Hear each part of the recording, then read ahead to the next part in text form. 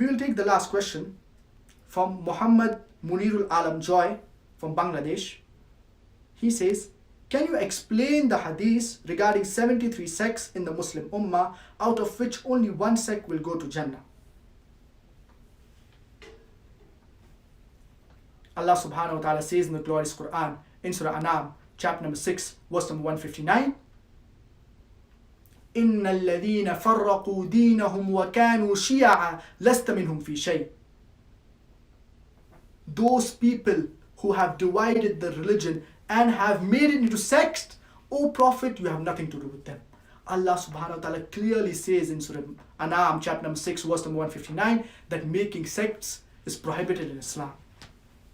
And Allah subhanahu wa ta'ala says in the glorious Quran, in Surah Al Imran, chapter number 3, verse number 103, وَاعْتَصِمُوا بِحَبْلِ اللَّهِ جَمِيعًا وَلَا تَفَرَّقُوا. Hold fast to the rope of Allah strongly and be not divided. The rope of Allah, it is the glorious Quran. Now there is a hadith in Sunnah Tirmidhi wherein our beloved Prophet Muhammad, peace be upon him, said that the Ummah will be divided into 73 sects. All of them, they will be in hellfire except for one. And the one that will not be in hellfire will be the one that follows the path of our beloved Prophet Muhammad, peace be upon him. The Prophet, peace be upon him, he said that the Ummah, it will be divided into 73 sects.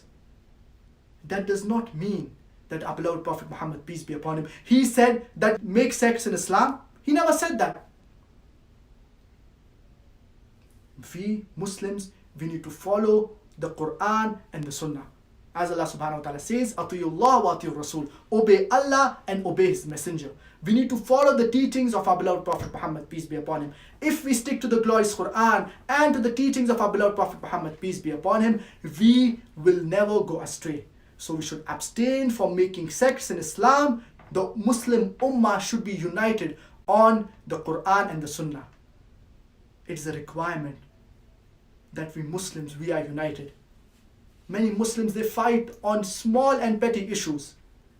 But we should be united on the glorious Quran and on the teachings of our beloved Prophet Muhammad, peace be upon him.